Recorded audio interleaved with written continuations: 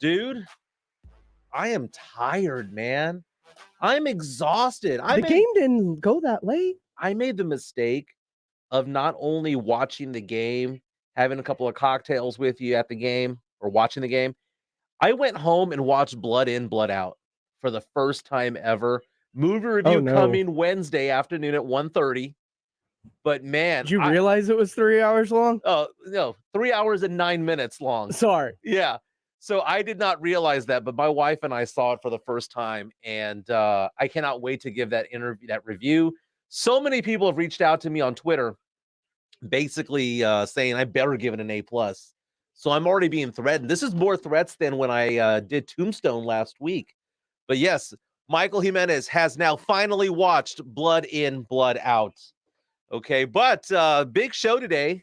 Obviously, lots of talk about the Cowboys. Their season is over, losing to the 49ers in the playoffs, in the wild card yesterday, 23-17. We'll be talking about that, obviously, and that controversial last play call.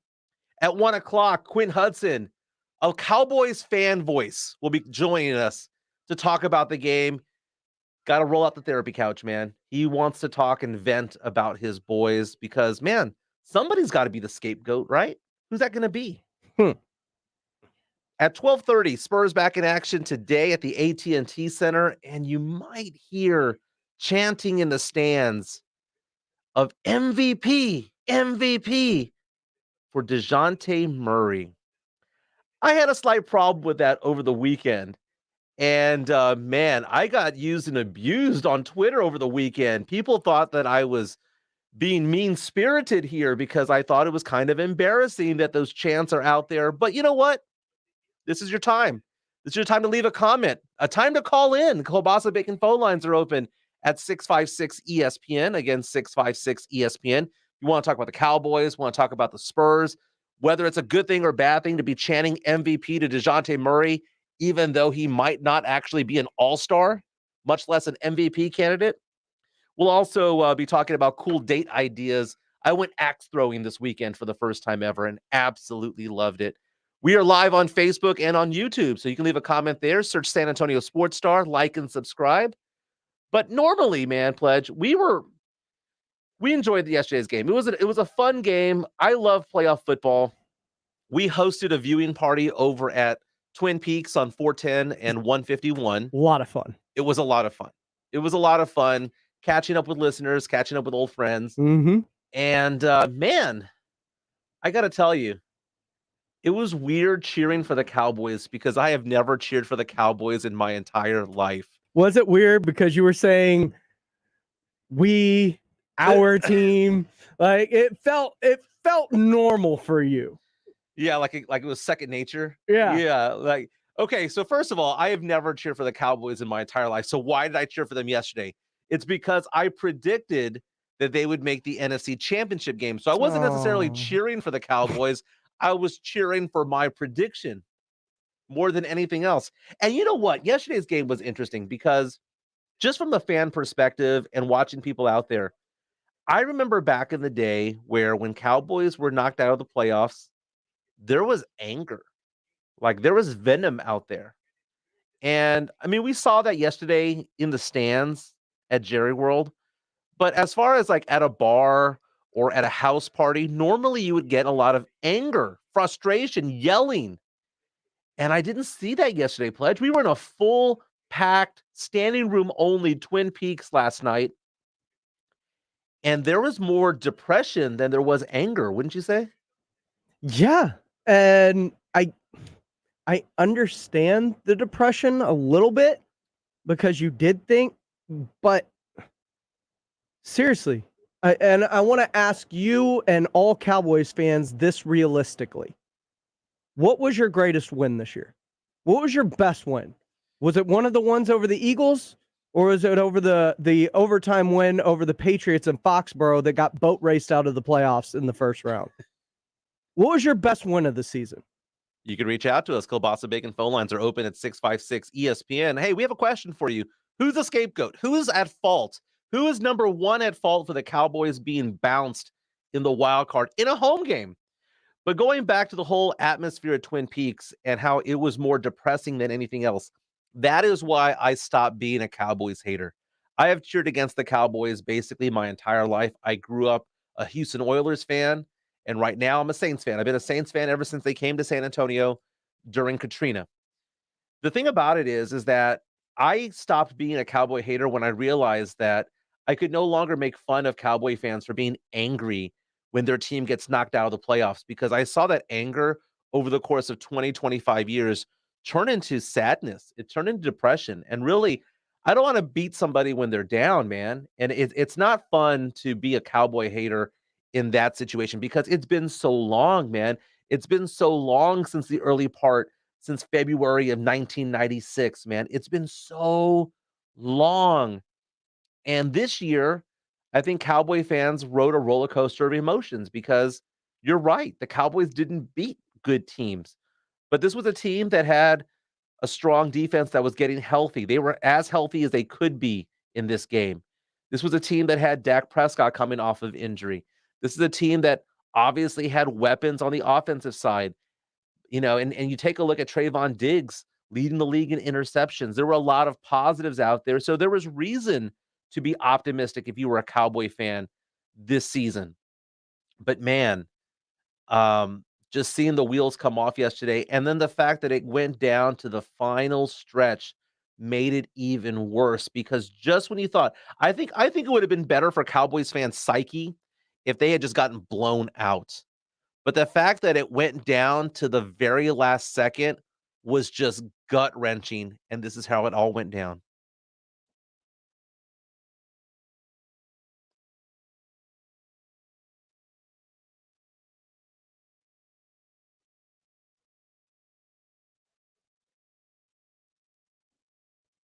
Oh,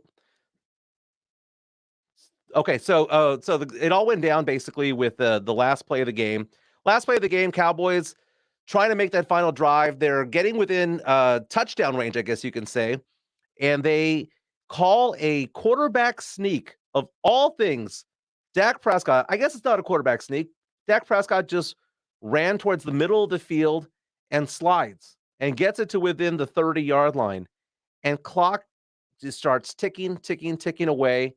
And man, it was absolutely insane because we're all looking at just screaming, spike it, spike it, spike it. And finally, when he does spike it, there is no time left on the clock. Absolutely no time left on the clock. And we're all there just wondering, are they going to put more time on? And it just didn't happen. And I was wondering, like, why is everybody complaining that the clock ran out? And the thing about it was that you needed to have the official touch the ball and put it down. You had to have the official put it down.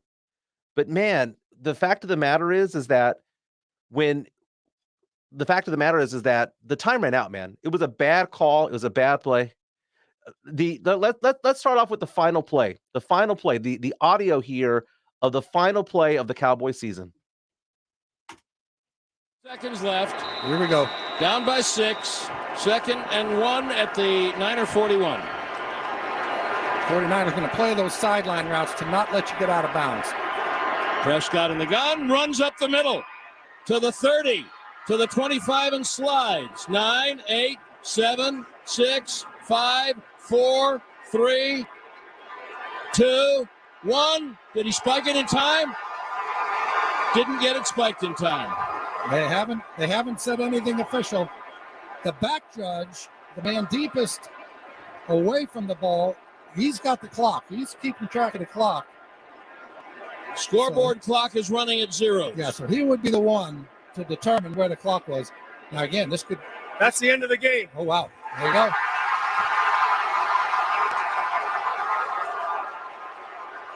People now throwing stuff on the field. That's not good. That's not good. Water bottles are coming down. These officials need to get out of it. Yeah, that's not good. Stay classy, Dallas. He hit him with the Ron Burgundy. You stay classy, San Diego. That is Brad Sham and Babe Loffenberg right here on San Antonio Sports Star, your home for the Dallas Cowboys. Okay, we're going to get to the whole bottle throwing. You know what? I want to touch about it now a little bit. What grown man or woman at a sporting event throws bottles onto the field? How much of a loser do you need to be to do that, man? Like, I have never been to a game before. I've been in the most dramatic endings of games. I have never once thought, you know what, I want to throw a beer bottle or a water bottle or soda or food on a player. That is pathetic. That is absolutely disgusting. And Cowboy fans should be better, man. They should know better and be better, because that was not one person doing that. That was several people. That is why I question taking minors to football games, because there are jackasses out in the stands. They're all drunk and plastered. Man, I've been to college football games where there are 22-year-olds who are more professional, I guess you could say, better people than the 40 and 50-year-old watching the game in the stands in Dallas or at other NFL stadiums. But that was bad. But what's even worse than that, by the way, is not only the bottles being thrown, not only this bad play, but I cannot believe that Mike McCarthy, Coach Mike McCarthy, is actually defending this call. It's like anything else. Do you want to be running the Hail Mary play from the 50-yard line, or you want to be running 5 verticals from the 25-yard line? So that's the decision. It's the right decision. It's just like anything. It's, the execution between us and the officiating spotting the ball obviously wasn't in tune, we shouldn't have had any problem getting the ball spotted there. If that's the quote you're looking for. Is that the quote you're looking for? How about this quote? We made a bad play call. Mm-hmm. It never should have happened that way. What were they afraid of? Is Dak Prescott not capable of throwing the ball 40 yards in the air? No. Okay. He was two-hopping it to receivers all game long, 10 yards down the field. Rudy J on Twitter earlier said that Cowboy fans will not criticize Dak Prescott, that he's the one person that's Teflon, I guess you can say, on this team. He's very Teflon, because the amount of crap that Romo took for the majority of his career, yes. And you come out in a playoff game and look like that. That is a bad look. Like, you were off target, your throws were not accurate, and a lot of throws were short, like well short of receivers. Like, Dak was off, and he was off bad yesterday. Yeah, 69.3% rating. Dak Prescott was 23 for 43, 254 yards, 1 touchdown, 1 interception. Best throw of the game was actually thrown by the punter. Which, by the way, can we talk about that play call for a moment? Okay. Because a lot of fans are mad that they called the delay a game there. My issue with that play is, A, why are you trying to run the hurry up with your special teams still on the floor, on the field? And on top of that, what you don't understand is when they decided to make that substitution with about 12 seconds left, when the offense runs off, or the special teams runs off the field, and Dak and the offense runs on the field, the refs have to hold the ball, because you have to give the defense time to match your substitution package. You can't do that. It's illegal. I was screaming, line change, like it was hockey. And the other thing I was screaming the entire game, Pledge, was what? Turning point! Turning point! Turning point!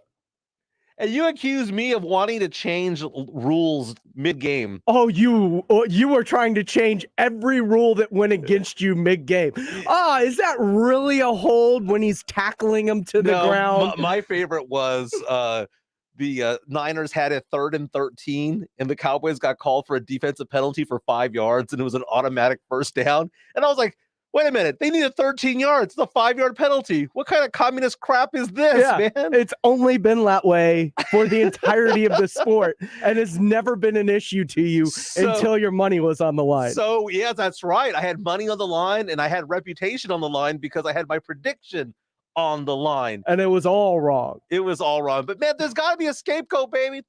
You know who the scapegoat is? Who is it? It's the Dallas Cowboys. The Dallas Cowboys didn't suddenly walk out and commit 14 penalties. They've been doing that all game. They didn't suddenly, in late game situations, start mismanaging the clock. Mike McCarthy's been doing that all season long. This is the Cowboys, who they were, and that's who they look like against good teams when they're not beating up on the Giants or Washington. This is who the Cowboys were this year. They just benefited from an extremely soft schedule to where if you look at any of the good teams that they played this season, they lost. Oh, I agree. I mean, looking back at it, I agree. The one thing that's kind of concerning, though, is you mentioned the Cowboys and penalties. They had 14 penalties for 89 yards. It felt like 30 penalties for 200 yards because the flags kept coming and coming and coming. But again, not a new thing because the Cowboys had the most penalties out of any team in the NFL this season. But again, you don't win Super Bowls like that. But again, someone needs to be the scapegoat. And Dak Prescott, after the game, talking about, the bottles being thrown, and they asked him about that, but he kind of deflected a little bit as to, he deflected a little bit as to maybe who the scapegoat should actually be. No, I didn't see that. It's sad. I mean, you're talking about a team, you're talking about men that come out each and every day of their lives and give everything to the sport, give everything to this game of football. Nobody wants to succeed more than we want to succeed. I understand fans and the word fan for fanatic. I get that. But to know everything that we put into this day in and day out, try our hardest. Nobody comes in the game wanting or expecting to lose. And for people to react that way when you're supposed to be a supporter and be with us through thick and thin, that's tough. At the referees. Yeah. They were referees. Credit to them then. Credit to them. Dak Prescott, shut up, dude. Seriously, man. At some point, somebody needs to be accountable. And Rudy J earlier talking on Twitter about how no one holds Dak Prescott accountable, or not as many people as there should be. That was disgusting to hear that. Oh, credit to them. They're throwing bottles at the officials. Credit to them. Oh, that's a good thing because you cannot take blame for having a bad game, right, Pledge? He cannot accept his own responsibility. This is the turning point for me. Turning point on Dak. Oh God, I'm saying it again. But it's a turning point for me when it comes to Dak Prescott because this right here, in a heated moment after the game, where he's frustrated, it's unbecoming, dude. Can you imagine Tom Brady advocating bottles being thrown at officials? No. Can you imagine Aaron Rodgers advocating that? Can you? Well, actually, maybe. Actually, yeah. That one I can't when see. When those words came out of my mouth, I had to reel them back in, right? Like, really? But Drew Brees would never have done that. Russell Wilson never would have done that as well. But, for Dak to go that far really throws me off, man. But lots of comments on Facebook Live right now. A lot of them saying, Christian Anna says Dak tried to gain points by asking the entire team to cough up $500 so they could pay the practice squad the same playoff money that the starters get. Okay. But all these different comments coming in where they're just basically saying that people are getting upset. Thanks, Pledge, says Rocky Casillas. Finally, someone understands that the Cowboys can only beat up on poor teams. Rob Spencer says, I can already hear it. Minix is going to sound what? Like a jilted lover. Like a jilted lover. Wow. We have a call coming in on the Kielbasa Bacon phone lines at 656 ESPN. We have someone who says that they know who the scapegoat should be. T, welcome on to halftime. Hey, hello. Can you guys hear me? Yes. What's going on, my man? Hey, good. Hey, I appreciate the call, man. Just a second, real quick. I grew up in Houston. I've been a Cowboy fan for 52 years, and I do understand the game. And a couple of things going to your point, I think you answered it while I was on the hold. I think Dak is a great growing quarterback. I think he got greedy and maybe went too far. But at the same time, I don't understand why come maybe that they didn't call two plays in the huddle. But anyway, my point is number 52. I know Connor McWilliams is try his hardest, and I know he does whatever he based on his skill set. But at the beginning of the season, 78 from Cibolo Steel, who is a tackle, they were saying how great this guy filled in for Tyron Smith when he was out. I didn't understand how Connor McWilliams had got the start when everybody know all year he's been struggling. Mm-hmm. And he's struggling with penalties. The guy beat him 2 or 3 times. So I don't understand why come the offensive line coach did not get creative and try to put their best linemen out there against a physical team. So I do blame the Cowboys coaching staff for not enforcing more discipline. It's just real quick, I hang up. Look at the team Jimmy Johnson had when he talked about discipline and Bill Parcells. I didn't see any discipline this year, especially when penalties, and it came back to haunt them. Every time when they did get a big play, C.D. Lamb shook his head 2 or 3 times, saying, I can't believe this play is coming back. But every time when they try to get momentum, I think the coaching staff did not have these guys prepared, especially from the offensive linemen. So, T, real fast. You said that it's about the coaching staff because they're unprepared. Let me ask you this question real fast. Are you more angry today or more frustrated today? I'm more frustrated because if you playing at home in the wild card and you cannot play that poorly in the first half. If you're on the road, yeah, but you're at home. The 49ers came out and dominated. As you saw the stats, you say, hey, guys, what happened in the first half? In the first half, the Cowboys tried to come back, and they did make a better second half, but you can't get behind a good team in the playoffs. But if you're on the road, but if you're at home, that you got to come out and punch a team in the face. I agree with you there, man. T, thanks for the call in. You know, like he says, you cannot fall behind at home. By the way, it was supposed to be a whiteout. Lots of red in the stands there, Pledge. Lots of red. Lot of red. Hey, Gilberto Padilla on YouTube says, Dak is the leader and face of the team. As good as he is, he needs to be better. He looked like a deer caught in the headlights throughout the game and at other times this season. I think that explains it all, man. This was an undisciplined team, wasn't it, Pledge? Yeah, and they have been all year. The penalties were something that was always going to be an issue. Okay. I agree, man. I agree. But again, the Cowboys season's over. But, we'll talk more about the Cowboys at 1 o'clock. When we come back, let's talk a little bit about the San Antonio Spurs. Back in action tonight against the Phoenix Suns.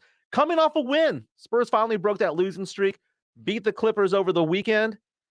But, man, I created a firestorm on Twitter over the weekend because I asked the question whether it's lame or embarrassing that Spurs fans are out there chanting MVP at DeJounte Murray.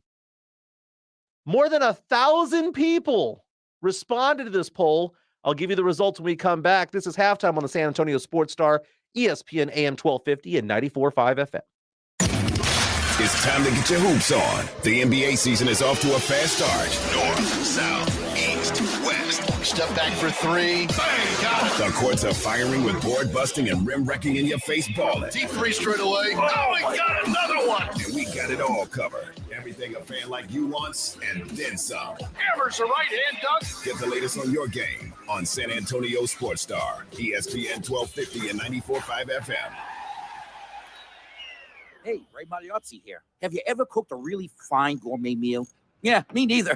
But I'm told it all comes down to the ingredients. And when I need ingredients to improve my car, the place I go is eBay Motors. Whether you roasted your last transmission, graded your current floor mats, or pureed your side view mirror on a lamppost, eBay Motors has the right parts at the right prices. 122 million of them. And by the way, if you recently fired up your grill, don't worry, eBay Motors has grills too. eBay Motors. Let's ride.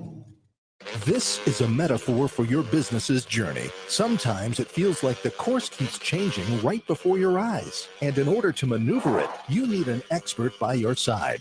That's what Dell Technologies advisors do. They have the Windows PC and tech solutions you need to help you get out in front and stay ahead of the game.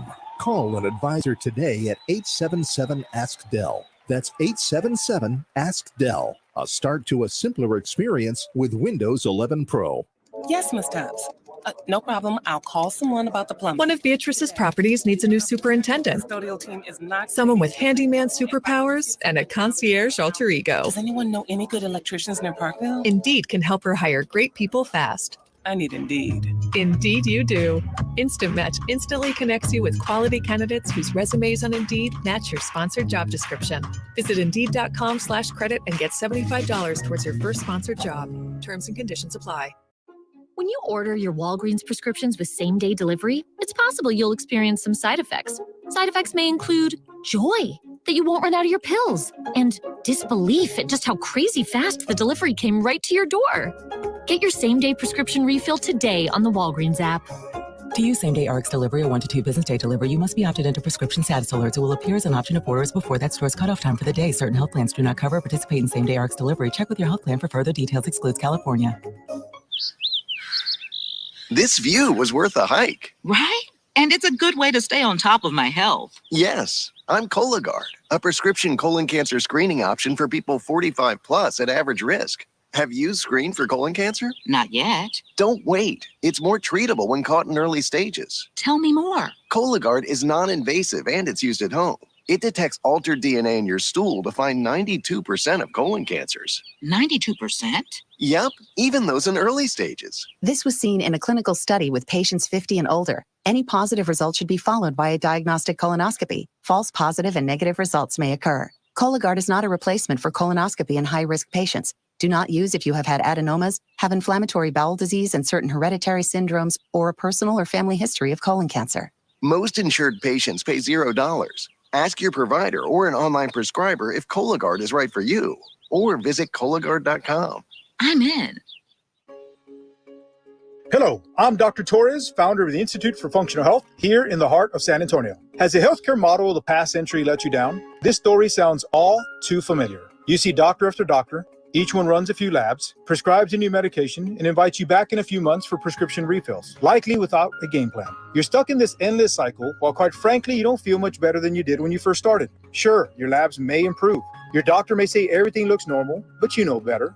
You don't feel any better. This is exactly why I invite you to visit us here at the Institute for Functional Health, where we have reinvented patient care and are proud to invite you to the future of integrated modern medicine. We offer primary care for when you're sick or need prescription refills. But more importantly, our entire team focuses on finding the root cause of your symptoms and getting you off of your medications. So if you are tired of masking symptoms and are ready to get to the root cause of your problems, call us for a free consultation.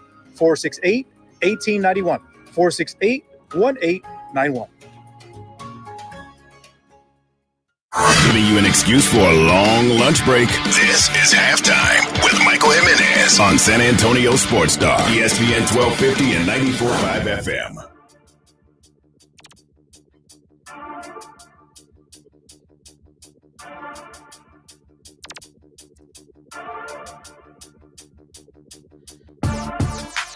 How would you like to start off the new year with an extra $1,000? Well, we have you covered. Go to sasportstar.com and click on the New Year, New Cash banner on the front page or under the giveaway tab. Register, and that's it. It's that simple. It's another way how you can listen to the San Antonio Sports Star all day, every day, and possibly win some money. Jill Mata on Facebook reaches out to us and says... I believe it's Gil. Oh, Gil. There you go. Dak does not have the arm strength or accuracy to carry this team to the Super Bowl. If this was a Romo team, he would compete every year. Romo carried this team every year by himself. Romo! God, I miss Tony Romo. Me too. Although I loved hearing him on the game last night. I know a lot of fans hated it because he was like very adamant about like, oh, this is your final chance. That's why I love him. He gets so excited about football in a close and a good game. Like he reminds me of John Madden so much in the way that the game just overjoys him just even being a part of it. Hey, pleasure. You know how before the show starts, we go over like what we're going to talk about, Yeah, a little bit of a rundown. We threw it away. If you want to talk Cowboys for 2 hours, this is a safe space, baby. You can vent cry right here on Cowboy fan Michael Jimenez's shoulder. Just keep it clean, baby. Just keep it clean. On the Kielbasa Bacon phone lines, line one, we've got Chris. What's going on, my man? What's up, Mr. Jimenez? What's going on, Jeff? Hey, real quick, as I'm repairing all the windows and doors in my house, This morning I listened to R&R, and I'm gonna go ahead and give Rudy J a lot of credit. He hit it on the nose. Go for Sean Payton. We need a staff change immediately. McCarthy did not look like a Super Bowl coach last night. He did not at all. I mean, Pollard was gaining yards up. Every time they refused to put him in. There was a couple of, plays that were not called. That blindside tackle on Diggs. I thought there was an obvious call on the first running touchdown. I thought I saw something, but that's neither here nor there. Real quick, staff change, man. We need to go. No tacos for non-women, man. Hey, Chris, I need you to stay on the line. Stay on the line. Do not hang up. All right. Okay. First of all, Sean Payton's under contract for the New Orleans Saints until 2026, and you're talking to a Saints fan. Hold on. That's why you trade a first-round pick. No. for him. Money may talk, but contracts talk louder, my man. So he's under contract for 4 more years.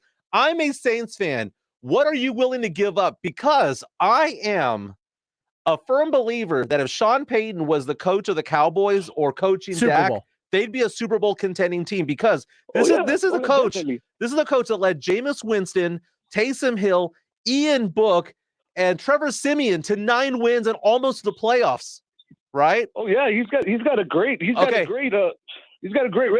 But the point is, I'm not blaming the talent on the field. I'm blaming the coaching staff. Easy, they're the ones that tell these guys what to do.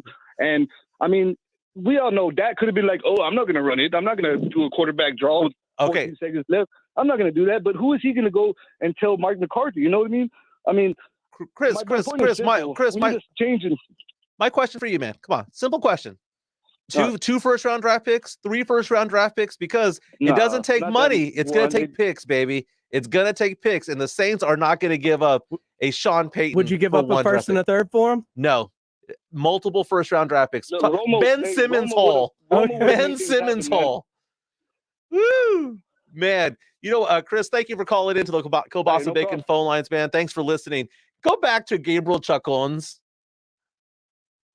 post on Facebook Live. He said something to the effect of, "Oh my God, Catholics criticize Pope Francis more than the Cowboys criticize Dak." Wow. Is he getting off clean here? Because Romo took a lot of slings and arrows over the year. And Dak has still, once again, failed to get them out of the wild card round, failed to get them past the Rams last year in the divisional round. I think the thing about Romo is that back then it was prisoner of the moment, in the sense that when he disappointed or he didn't come through, you would step back. And since he left the Cowboys, we step back, and Cowboy fans look back at Romo kind of fondly. They're like, man, he did carry this team. That he did almost carry them to the Super Bowl. I mean, it was possible. Did Dez catch it or not at Green Bay? Cowboy fans look back at Romo and realize that he was a really, really, really good quarterback, but he did not have the weaponry that Dak has. And I think that's the thing.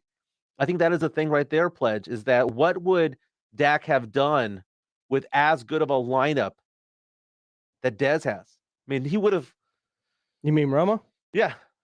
Well, if Romo had a CeeDee Lamb, an Amari Cooper, a Michael Gallup, all he ever had was Dez, and then a washed up T.O. No, T.O. was good for a little bit there, but it was always one receiver. Yeah, it was one receiver and Jason Witten. Yeah, and Witten was really good back then. Frank Valdez on Facebook Live says, "Dak not clutch, simple." Man, it's a safe space. Cowboy fans, again, the Kielbasa Bacon phone lines are couch open. is open for you, man. 656 ESPN, and we're going to add extra cushions to the therapy couch at 1:00 because Quinn Hudson, who is our former Rock the Mic champ, host of the Sunday Sports Grill and the Fantasy Gods here on San Antonio Sports Star, huge Cowboy fan. Every year he says, "It's his year. It's our year, baby. It's our year." Is it still their year? Not this year.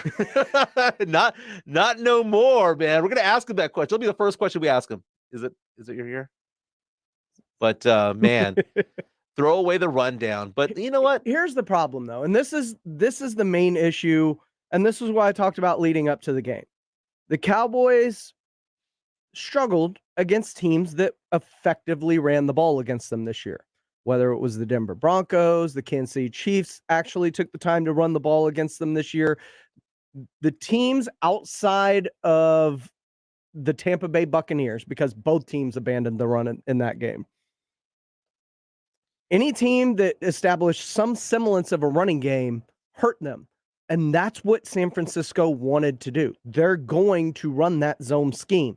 They're going to have cutback options available to them because it's not always where the play is designed to go. They just get to the second level and let the running back see where holes are developing. It's not, let's say it's designed to go to the right, but there is a designed cutback also to the left if that's not there. That's the way that Shanahan's system works. We're talking like San Francisco beat up on the Cowboys. At the end of the day, the Cowboys had a chance to win at the end. I mean, if this game was a minute longer, Cowboys would have won that game. And so despite the penalties, despite the poor play by Dak, despite the fact that Zeke couldn't rush very well, despite the fact that Micah Parsons got hurt early on and wasn't himself the rest of the way, despite all that, Pledge, Cowboys still had a chance to win. They still had a chance to win. Yes. They have the talent there to keep up. And they only gave up 23 points to a pretty decent offense. Now, we've played the Mike McCarthy cut. Yeah. Defending his play call and, basically blaming the refs. Yeah. We played the actual audio from the game. Do you still, in the moment, believe that that was the correct call? That was a terrible call. That was one of the worst calls I've ever seen in my entire life. And usually, first instincts are the correct ones. And you and I were looking at each other like, what were they doing?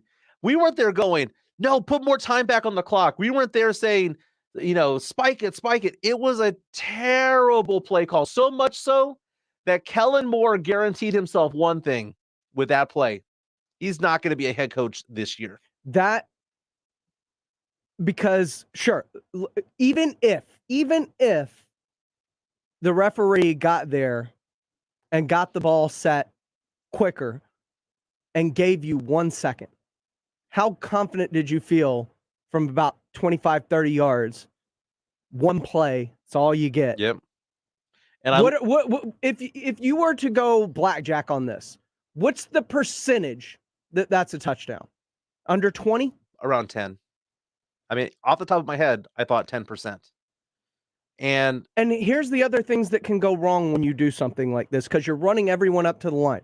If the clock didn't expire, that should have been an illegal shift because the offensive line wasn't completely there. set. They weren't so there. All of a sudden, now you're not set. It's false start. There's a 10-second runoff. You're not getting a playoff anyway. The reason why that was a stupid play, because obviously there was no timeouts. There was only one good thing that could happen and a bunch of bad things that can happen. Exactly, because it creates chaos. And now you're asking these 350-pound linemen to run 25 yards, get set, and know where to go. It's not just the linemen. You also take the ball out of your own hands and having to rely on the ref to run up to the line in time from like 30 yards downfield. So he's not going to run a 5-flat 40 like all of these athletes. We need 350-pound men to run 25 yards and get set, and we need a 60-year-old man to run 30 yards and place the ball all within 13 seconds. That's what we're calling. And not even that, because they're waiting for the play to end, right? So it's when the play gets, so it's really 9 seconds or so that they had and here's to the do other that. Thing. If Dak didn't get down as quickly as he did, like there's a chance there's a pile up. People are slow getting off the pile. There's so many bad things that can happen with this play. The Niners defender did pancake him a little bit, just kind of lay on top of him, and ate up 2 or 3 seconds there. But man, it was a terrible play call. Absolutely terrible play call. But one of the interesting things is that you find out it's funny whenever a season ends, Pledge, you hear these stories about, but this player was playing with this injury this entire time, but it was just never revealed. And we're hearing that Zeke Elliott was injured most of the season or a good chunk of the season. And then that brings up the question, well, then why the hell was he starting? Why wasn't Pollard getting more play then? If he's hurt and we're going to be using that as an excuse and, oh, by the way, type of Because what else are you thing. supposed to do with $96 million? You know what? You put your best players out there, man. I cannot believe for one night I was cheering for the Cowboys, and this is what happened.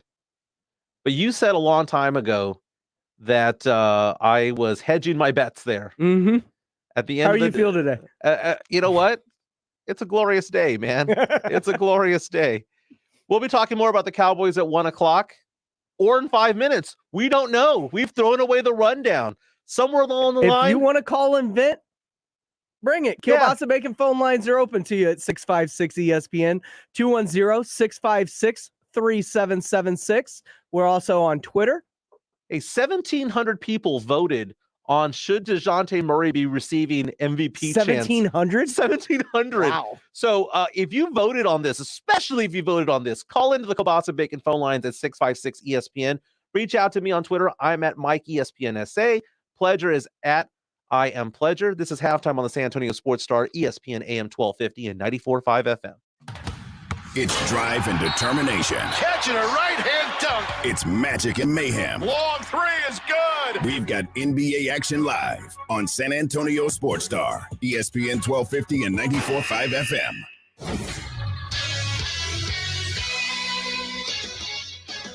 The Dallas Cowboys were knocked out of the playoffs in the wild card round by the San Francisco 49ers, 23-17 yesterday. Dallas finishes the season with a record of 12-6. The San Antonio Spurs have assigned center Zach Collins to the Austin Spurs. Collins has not played since 2020.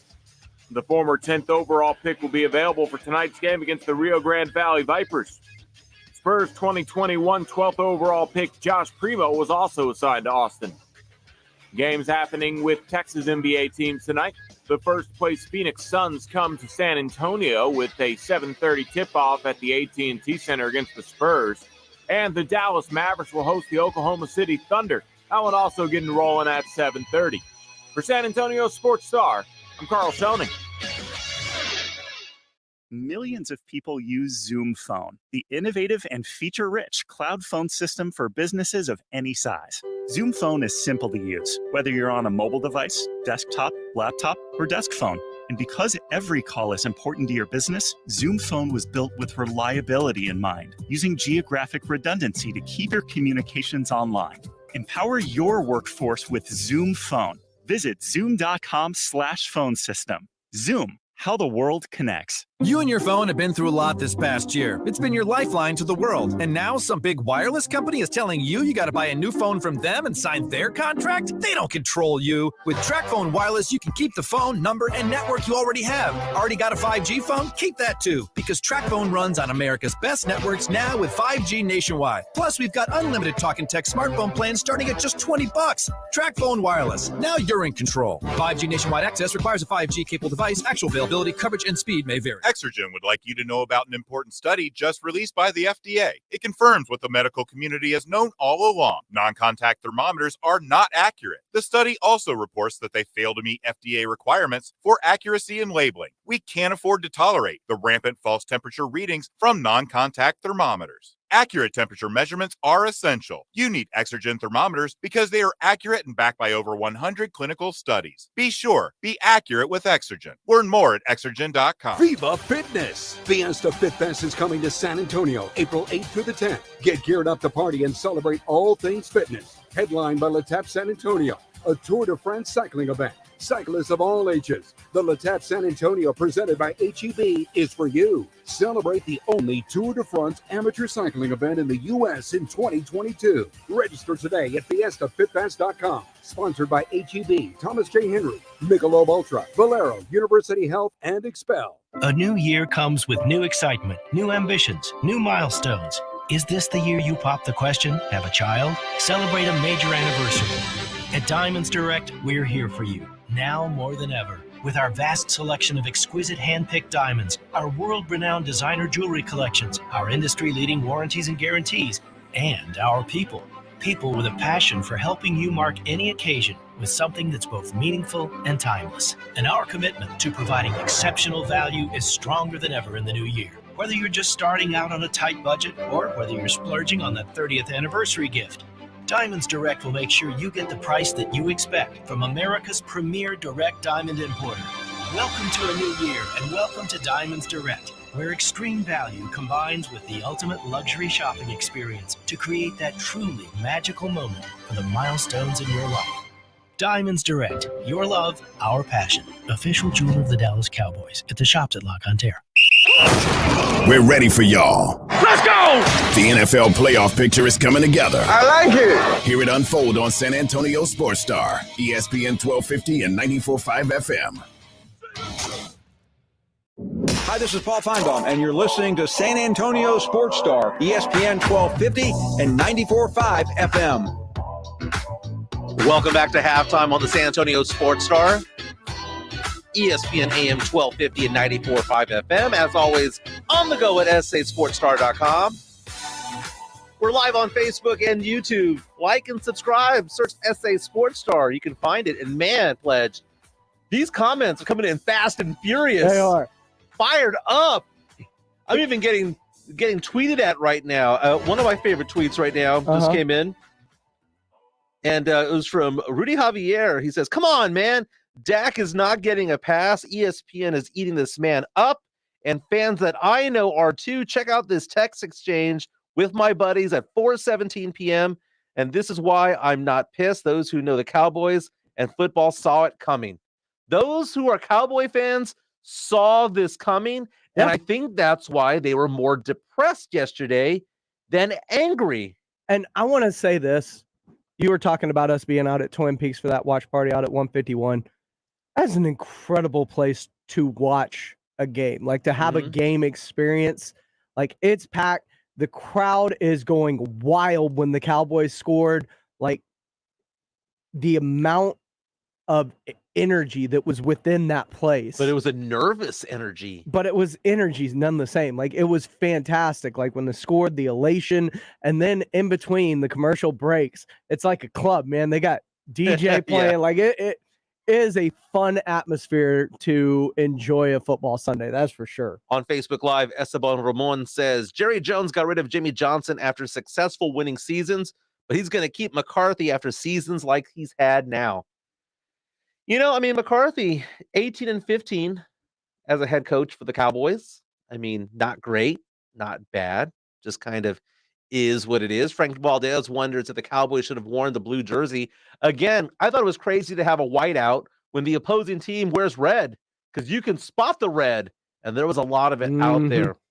Another thing is I'm getting from Cowboy fans a lot is this morning just coming at me hard is that game was stolen from us. By who? You didn't lead the entire game. You never at 1 second of that game held a lead. I agree with you, man. Again, there needs to be a scapegoat. It couldn't be that the Cowboys just weren't as good of a team as the Niners. They came out flat. They came out very flat. And Dak didn't have a lot of time to throw. But at the same time, you got to know who the defending defensive line looks like in their schemes and prepare for that. The 49ers, roll Dak out. The 49ers scored on their first, I want to say 4 possessions, 4 or 5. All scoring plays. Most of them field goals. They scored the touchdown on the first drive. Right. But when they were down, it was 10 or 13-0. San Francisco finally punted, and they backed them up inside their own 20. I want to say they were around their 12, 10-yard line, something like that. And at one point, they run a hook and ladder early in the first. Now, it worked there late in the game. Yeah. But that just screamed a team that was reeling and looking for some a desperation, like momentum grab. It reeked of desperation. And that's when I went out to Twitter and I sent out the gif of Paul Walker from Varsity Blues doing the hook and ladder. Like when they ran a hook and ladder twice from their own 20 yesterday. Twice, not once, but twice. One time it actually worked. Hey, real fast, during the break, you walked out of the booth and I walked out of my booth and you looked at me and said, 1,700 people responded to that poll. I did. Okay, first of all, little slight exaggeration. It was 1,684. I mean, that's basically 1,700. I had a lot of people on Twitter pissed off at me over the weekend because, first of all, I did not mean to offend, but I'm not apologizing. This was all about me. Just people you think sometimes that I put out a poll or I put out an opinion like it's contrived and I'm trying to stir the pot. Not always. I never do. Dude, I am not that smart, man. I am not so smart that I could like somehow devise of a plan to get people either happy or pissed at me, right? I am who I am. I am not that smart sometimes. But Pledge, you were courtside. I can vouch for that. I know. I'm a dumbass sometimes. You were courtside Spurs and Clippers the other day. I was. And good times. Yeah, well, if you're courtside. But if you're hearing something in the stands, I mean, 3 letters were coming out. What letters did you hear coming out? There were DeJounte Murray MVP chants while he was at the line. MVP, MVP, MVP. And you used a word because it's cringeworthy. That's the word you use. Cringeworthy. And I posted a poll about this because I said that in many ways, read between the lines, that I think it's either lame or embarrassing that Spurs fans are out there chanting MVP at DeJounte Murray. Somebody who's not going to make the All-Star team, though could be very deserving. He could. A lot of dominoes would need to fall. He should. He's having an All-Star season. Yes. Spurs are 11 games under 500. Okay.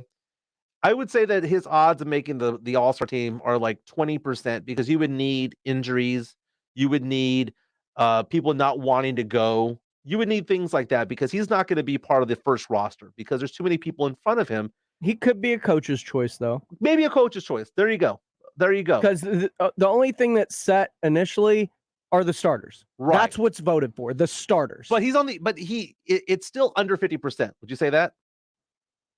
I'd say it's 50-50 he gets in. Because I look at the people in front of him, and I'm like, you can make an argument with Anthony Edwards and DeJounte Murray. You can make an argument for, him against Damian Lillard, who's been hurt and is hurt again.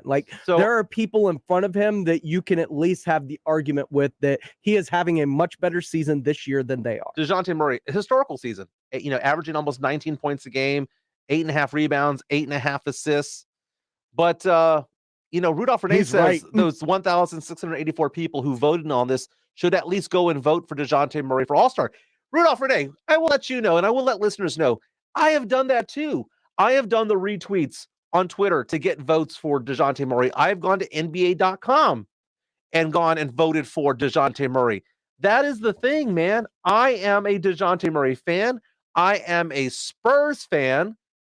But at the same time, because of that, and because I know that we have the history of David Robinson winning the MVP and Tim Duncan winning the MVP, that Tony Parker being in the MVP conversation. Yes, and he was a finals MVP. We've had MVPs on this franchise, and I got slightly offended by the chance of MVP. It just waters Act like it you've down. Been there moment. Act like you've been there. That's because exactly this team has been there and recently as well. Right, because back in the day when the Spurs had not won an NBA title, we would have on the Hemisphere Arena rafters and the Alamo Dome division title banners. And in 99, when the Spurs finally won a title, those banners came down. Why did they come down? Because they didn't matter anymore because we were now an NBA championship team, NBA championship city. And it just kind of feels like just disingenuous, man. And people are reaching out to me on Facebook. By the way, 76% of the 1,700 were like, well, it's okay. Well, 24% believe that that's not true. And Frank Valdez says they mean he's the Spurs MVP. At least I hope, LOL. That means nothing. It's not what that chant means. That's not what that chant means. Christian Wood, Houston Rockets, MVP. DeMontis Sabonis, Indiana Pacers, MVP. Shai Gilgeous-Alexander. Buddy Hield, MVP. That sounds stupid, doesn't it? Well, that's how it sounds when you're chanting DeJounte Murray. Sorry. I apologize for, I wasn't trying to offend, but I'm not apologizing for having the sentiment because of those 1,700, if a quarter of them, that means 400, agree with me. that it's embarrassing or lame. Act like you've been there. That's all that I'm saying. Esteban Ramon on Facebook says, don't let the Cowboys loss make us forget that Zach Collins is going to get some playtime. Just a sign to the G League, baby. A sign of the G League, along with his new teammate, Joshua Primo, going back to Austin. Spurs again in action tonight, taking on the top team in the NBA with the best winning percentage, the Phoenix Suns. It's going to be a long night, but the Spurs did play them well in Phoenix earlier this year. Tip-off, I believe, is at 7:30 at the AT&T Center. We come back, the voice of Dallas Cowboy fans. We've had a lot of Cowboy fan voices on Facebook, YouTube, people calling in. By the way, if you want to talk about the Cowboys as well, or about the MVP chance for DeJounte Murray, Kielbasa Bacon phone lines are still open at 656 ESPN. We are throwing away the rundown. You guys run the ship here. You guys are the captain now. Do you think we can get his gout flared up? Most definitely. Absolutely love that. Quinn Hudson's on the other side. This is halftime on the San Antonio Sports Star, ESPN AM 1250 and 94.5 FM. I can't wait to watch you guys play. We're ready for y'all. Let's go. The NFL playoff picture is coming together. Let's go. Let's go. Are you ready? You got to go out there every play and earn it. Hear it unfold on San Antonio Sports Star. I like it. We're serving up all the biggest games you can handle. Dominate on 3. 1, 2, 3, dominate. Get all the action live on San Antonio Sports Star. 180. Wait up. ESPN 1250 and 94.5 FM. If you've struggled with dental problems all your life, you need Dr. Mark Havercorn at River City Oral Surgery. Have you had cavities followed by fillings, more fillings, root canals, and crowns, only to have the pain come back? You know what I'm talking about. Stop spending lots of money at the dentist every few years only to have it fail. Dental implants at River City Oral Surgery could be the solution. River City Oral Surgery offers direct patient care, and prices are listed on the website, rivercityoms.com. $1,300 per dental implant, includes exam, x-ray, and post-op care. $20,900 to replace all the teeth in one jaw with implant teeth, including everything from start to finish. Need a tooth pulled? It's $325. For wisdom teeth removed, that's $1,000. Financing is available. You don't need a referral. Just call and make an appointment. Imagine no more tooth pain. Call 210-778-0002 for River City Oral Surgery. Online at rivercityoms.com.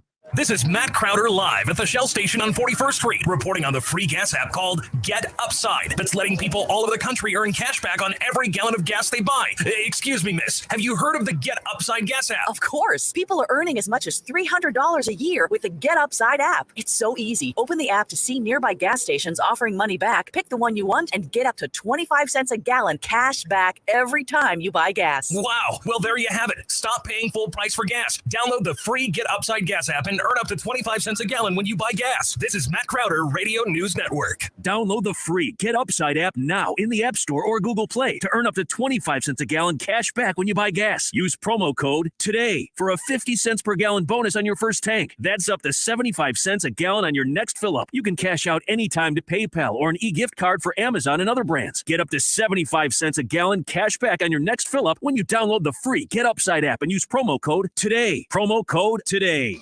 If you can't sleep because of annoying knee pain, that's a problem. If you stop running because your feet always hurt, that's a problem. If your elbow, shoulder, and neck pain make it impossible for you to do your job, that is a problem. And it's time to finally do something about it. I'm Dr. Jason Garrett from Arasti. At Arasti, we fix pain fast. No medications, no injections. Arasti treatment is completely natural and non-invasive.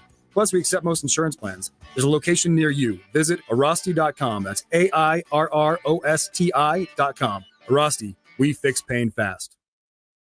Working from home, you realize you don't have enough outlets or USB ports. Hill Electric can fix that for you. For over 3 decades, the family-owned Hill Electric has served San Antonio homes and businesses. From adding an outlet, fixing that fuse that always blows, or that flickering light, Hill Electric has the right service at the right price, and there is never a service charge and always free estimates. Call Hill Electric at 210-404-9074. That's 404-9074. Or go to hill-electric.com.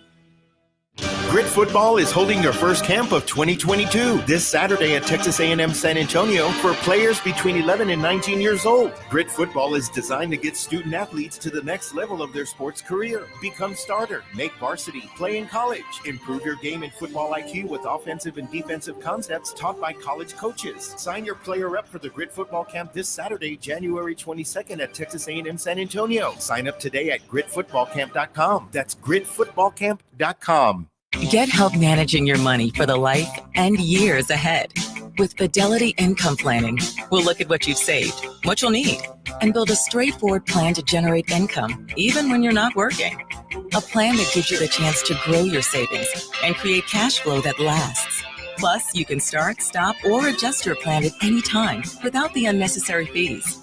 Talk to us today so we can help you go from saving to living. Fidelity Brokerage Services, member NYSE SIPC. Finding great candidates to hire can be like, well, trying to find a needle in a haystack, but not with ZipRecruiter. Its powerful technology actively finds and invites qualified candidates to apply to your job. So while other companies might deliver a lot of hay, ZipRecruiter finds you the needle in the haystack. See why 4 out of 5 employers who post a job on ZipRecruiter get a quality candidate within the first day. Try ZipRecruiter for free at ZipRecruiter.com/free. That's ZipRecruiter.com/free. One team, one mission. KZDC, San Antonio Sports Star, ESPN, AM 1250 and 94.5 FM. Michael Jimenez. Halftime.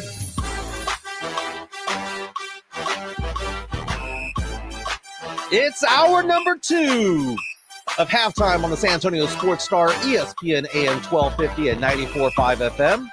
We're on the go at sasportstar.com. We are live on Facebook and YouTube as well. Lots of comments coming in. People reaching out to us on Twitter. Pleasure's at I am Pleasure. I am at Mike ESPN SA. Welcome back to this solemn memorial service for the Dallas Cowboys 2021-2022 season.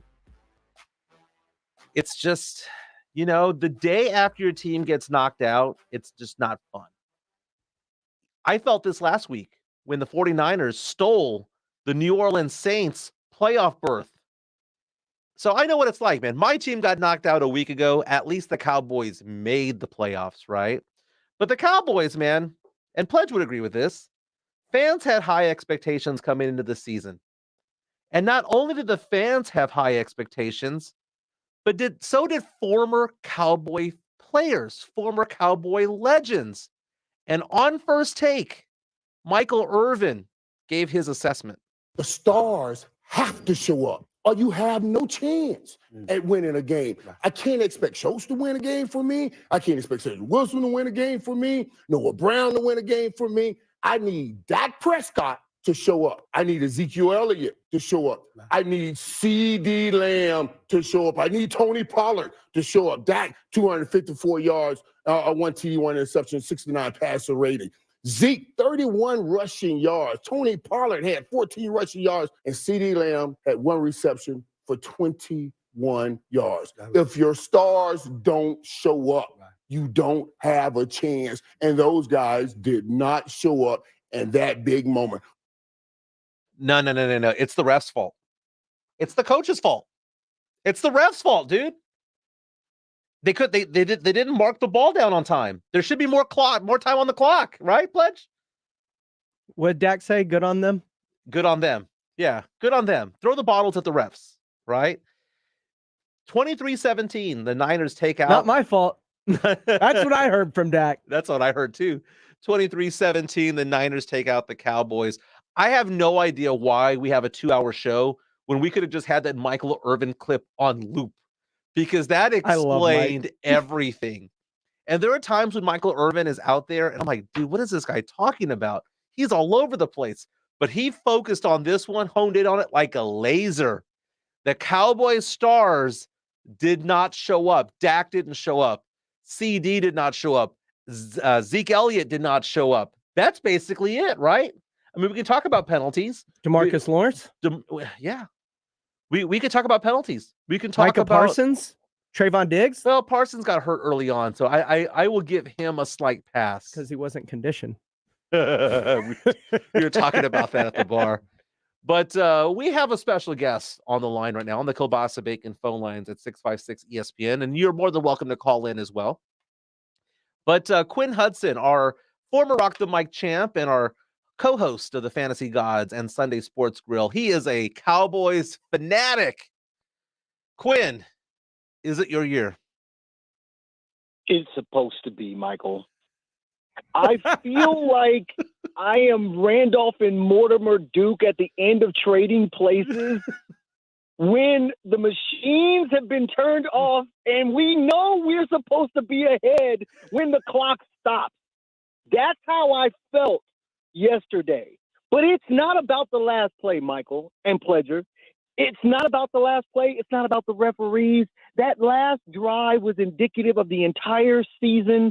It has been since the first game against Tampa Bay. It has always been questionable coaching, poor execution, bad execution along the line, and the most overrated offensive lineman. How many times have we seen absolute jailbreak pass rushes with 4 down linemen coming straight through the line? And that's everybody. It's everybody. There's nobody on that line that deserves this accolades from years of glory when they were a most respected offensive line. All of them get beat on basic stunt plays. They run these games throughout the whole entire game. Don't get caught up on the defensive holding plays. I have a DVR. If you watch the game, you actually see it wasn't Dan Quinn's really adjustment to the running game. It was basically the Cowboys said, in order for us to avoid them getting outside the tackles, we're just going to start tackling the tackles. The defensive linemen started grabbing and taking out the swinging guards so that they couldn't kick out and get to next level. That's how the Cowboys started cracking down on the run game. The referees started calling it in the second half. Now, Quinn, I got a question for you. Jerry Jones, after the game, when asked if he's been thinking after this loss of making a coaching change, had this to say. I don't even want to discuss anything like that at this particular time. No discussion about anything.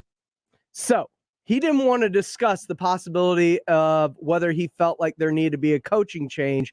But after 2 seasons of Mike McCarthy, where do you stand on it? Because I have a theory, and I want to get the voice of the Cowboy fans. Mike McCarthy, I do believe, is what he is, and he's not going to be any better than what he is. That's what he was in Green Bay, and everything's got to be perfect for him to eventually end up bringing you to a Super Bowl.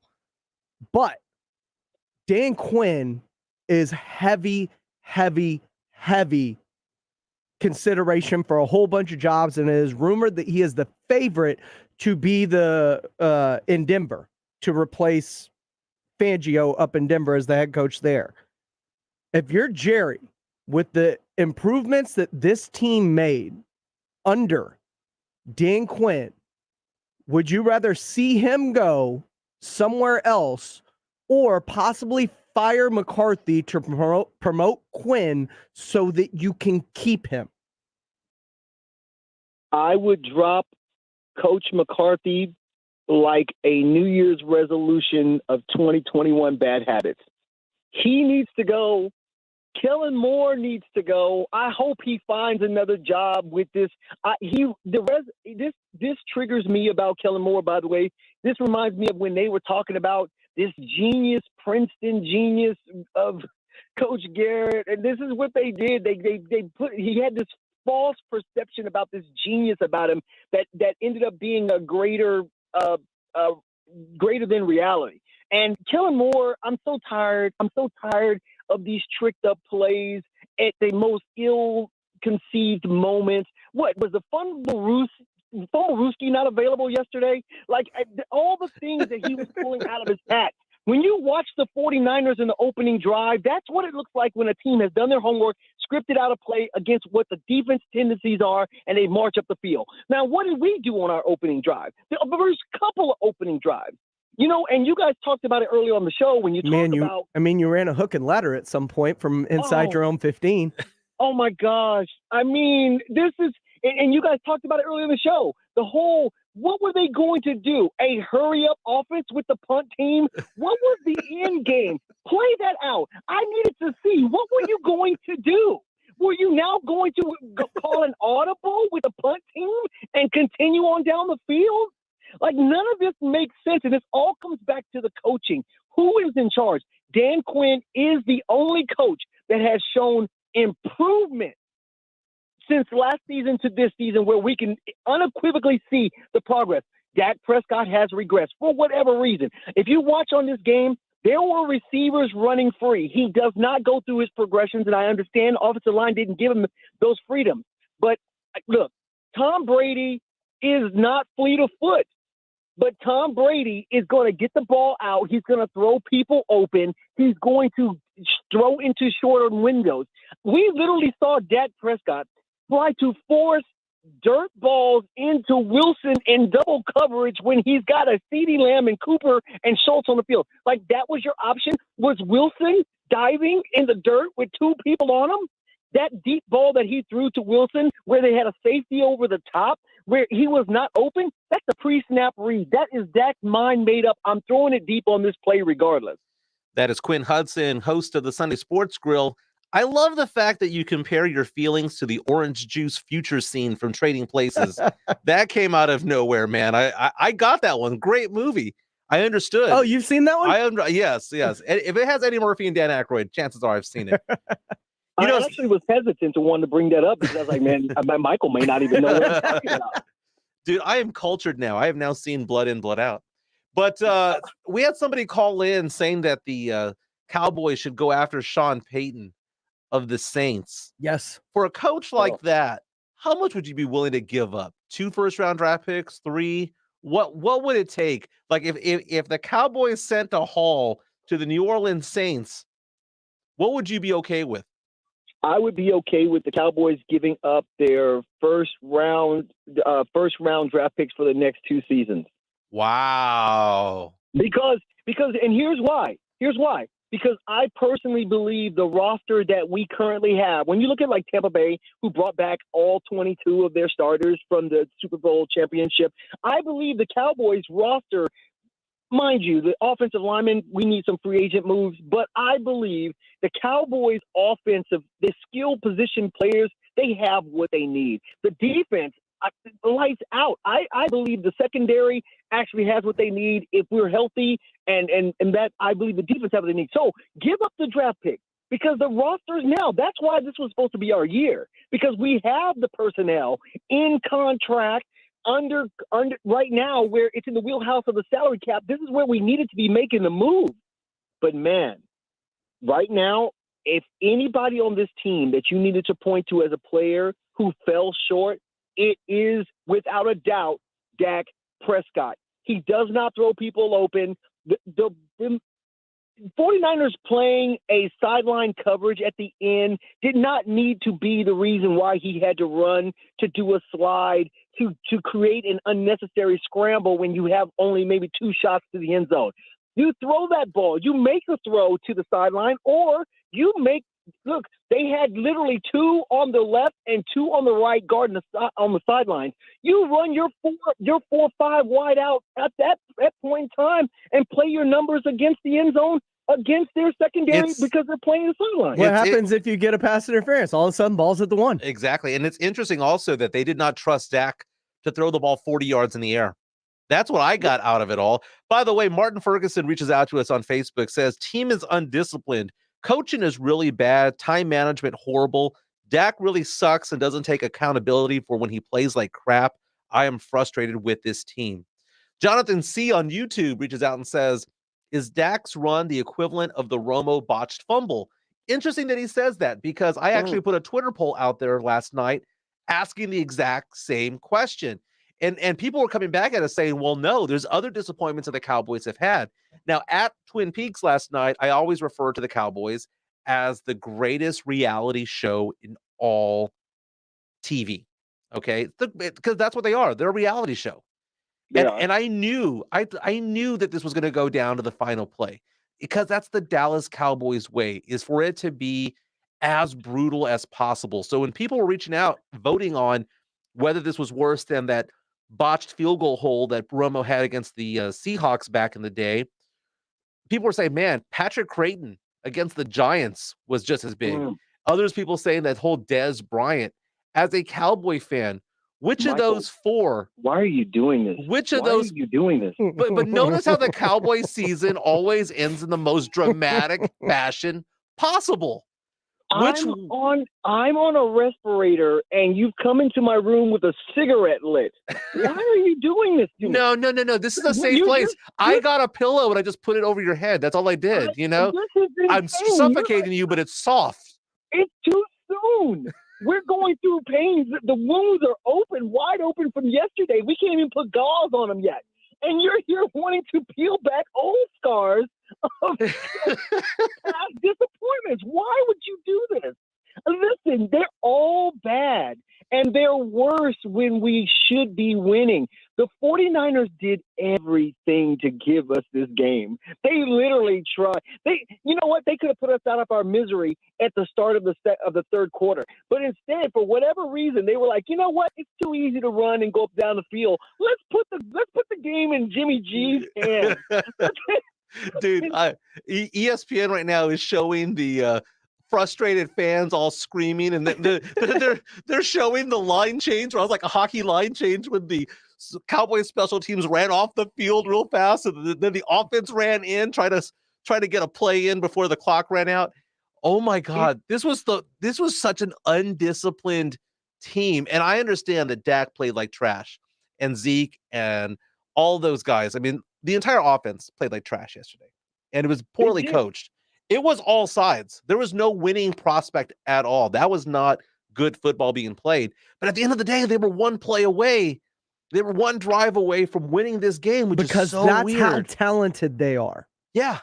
And that's why I was so optimistic about the Cowboys going far, because if they actually got their crap in order, they could actually go far. That's probably the disappointing part, is that that there's talent there. Yes, I agree 100%. And just like you guys played that drop with Michael Irvin, he's right about the stars needing to shine. We're going to watch a game tonight, and for whatever reason, McVay and Stafford, they're going to get the ball to Cooper Kupp. And everybody knows they're going to get the ball to Cooper Kupp, and they're still going to get it to him. Next week, you're going to see Aaron Rodgers get the ball to Adams, and everybody's going to know he's going to get the ball to Adams. But for whatever reason, with the Cowboys, we can't get the ball to CeeDee Lamb. We can't get the ball to Cooper when we need him. When it's 3rd and 9, when we had Michael Irvin was running that tight slant, and the ball was coming out with Aikman, and he was going to throw it, and Irvin was going to 50-50 ball, go get it. Hey, how disappointing was it to watch that game? Why were they doing a whiteout when the other team wears red? Because all I saw were a bunch of 49er fans all over the place. And I don't know if it's, everyone keeps on saying that there was a lot out there, and they travel very well. There's a lot of closeted 49er fans in the sense that they only cheer for them when they're winning, right? But when it comes to a whiteout on a red backdrop, it was so weird, man. It was so weird. There was a lot of Niner fans that appeared to be out there. It wasn't a good look. It wasn't, but the Cowboys do the same to other teams, right? I mean, the 49ers did that to the Rams at SoFi a couple of weeks ago. And when I was in Washington, without a doubt, half the stadium was Dallas fans. Half. I'm not even kidding you. Yeah. Like when Washington ran out in their opening warm-up, the crowd booed. It was like the opposing team, because there was just as many people that were in Cowboys gear. But it was sad to see. The majority of the fans were Cowboy fans. I saw the panoramic shot, but it was, I would give maybe a quarter of the fans were 49ers. And the fact, to your point, the fact that it was a whiteout, it is the color contrast that stands out the most. Man, do you feel safe? Do you feel safe? Do you feel safe? Has this been a safe space for you? It has. It's therapy for me to just say it, because I didn't want to just be a crazy person upstairs in the house last night. So I stayed in a silent place. So this has been good. And I purposely at work chose not to talk about the game, because nothing good was going to come of it at that point. And so many Cowboy fans, I love my Cowboy faithful, but they're blaming the refs. They're blamed. They got it in for us. People hate the Cowboys. Like, I don't want to hear that stuff. The Cowboys had their opportunities, and they did not seize the moment when the ball was in hand. People talk about the last drive. Let's talk about the drive before that drive. Let's talk about when we had the ball and we had the time, and what did we do? We ended up having to punt. Pledge looks mischievous right now. I'm not being mischievous. I just had a question because he talked about the 49er fans in the stands and it not being a good look, right? Right.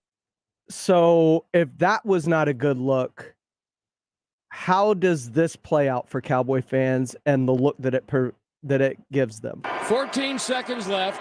Here we go. Down by 6. 2nd and 1 at the Niner 41. 49ers going to play those sideline routes to not let you get out of bounds. Prescott in the gun, runs up the middle to the 30, to the 25 and slides. 9, 8, 7, 6, 5, 4, 3, 2, 1. Did he spike it in time? Didn't get it spiked in time. They haven't said anything official. The back judge, the man deepest away from the ball, he's got the clock. He's keeping track of the clock. Scoreboard clock is running at 0. Yeah, so he would be the one to determine where the clock was. Now, again, this could... That's the end of the game. Oh, wow. There you go.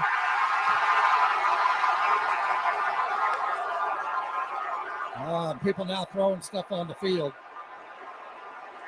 That's not good.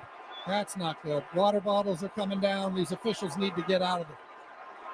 Yeah, that's not good. Stay classy, Dallas. Babe Loffenberg and Brad Sham on the call right here on San Antonio Sports Star. We're your home for the Dallas Cowboys. Babe Loffenberg hits them with the stay classy, Dallas. Oh, my gosh. Pledge, you just gave me a Forrest Whitaker twitch in my eye listening to that. Twisting the knife.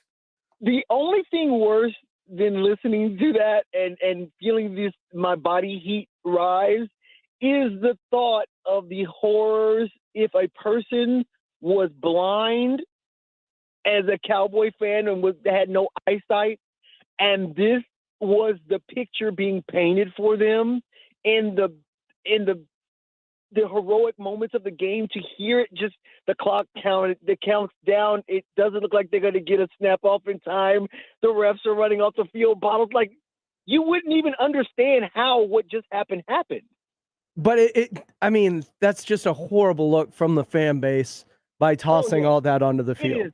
It's bad, and I couldn't make out on the broadcast, and I don't know if you guys have heard. I haven't been looking online today, but I heard there was some kind of chant. The crowd was trying to coordinate a chant, and it was in the fourth quarter, and it was the Cowboys fans, and I don't know if they were trying to say somebody sucks or whatever, but they were trying to put together some type of chant during that time, and I'm not a fan of that at all. I'm okay with booing. I'm okay with fans booing with disappointment, because if you can be cheered, you can be booed. Absolutely. But I do not believe, I don't condone, I feel like they should be going to cameras, and everyone who threw something should never be allowed in AT&T Stadium again.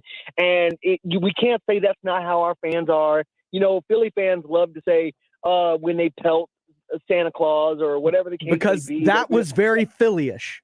Yeah. As much as Dallas fan razzes Philly for being a horrible fan and doing things like that, you just became that. I agree 100%. And this is why people not only, have a lot of disdain for Cowboy fans, even when we are enjoying our team having whatever smidge of success we get, whether it's in regular season or beating up on the NFC East. The reason why people pile on is because we're not gracious winners, and we're even worse losers. That is Quinn Hudson, host of the Sunday Sports Grill and Fantasy Gods here on the San Antonio Sports Star. One last thing, completely different topic. People don't know this, or maybe some people know this, right? But the fact of the matter is that my movie review started with you on the Sunday Sports Grill, and we have moved them on to halftime Wednesdays at 1:30. And we've always talked about the fact that I didn't watch a lot of movies growing up in the 80s and 90s and whatnot. So the last 4 movies that I have reviewed, I need to get your letter grade for. Okay. Okay. Right. Now, I haven't given the review yet, but this week it's Blood In, Blood Out.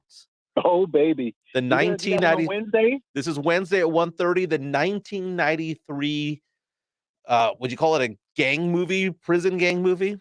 What letter grade would you give that movie if you've seen it? I'm giving that one an A-. Tombstone is what I reviewed last week. What do you call Tombstone? Tombstone. I got to go A+. A+. Star power, signature scenes, unbelievable, memorable lines, great theater. It's almost, if you watch the movie, it's almost put together like a stage play, but it is, the scenes are the OK Corral, the standoff with the Cowboys, Kurt Russell at the train station, Hell's Coming With Me. Like, there's some amazing moments. Doc Holliday in the saloon mocking Ringo with the real fast. Let's have a spelling contest. Real fast, you are incorrect because it was a horrible movie for an hour and a really good movie the second hour. So it averaged out to be a C+. I said it was a D- to start and an A- to end. Just kind of is what it is. This is what I've had to deal with, Quinn. And the last 2 movies I've done, which were in December, E.T. and Gremlins. Oh, tell them your Dark Knight grade too. Oh, okay. Well, I gave E.T., by the way, an A. Okay. I gave Gremlins a B+ because I didn't like them. I'm okay with that. Okay. And I gave the Dark Knight a B-. Something like that. And you also said Ledger only won the award because he died. Hey man, I'll stick to that, and I'll also stick to my belief that you should not be chanting MVP at DeJounte Murray. Are you okay with that? Are you okay with Spurs fans chanting MVP to somebody who might not even be in the All-Star team?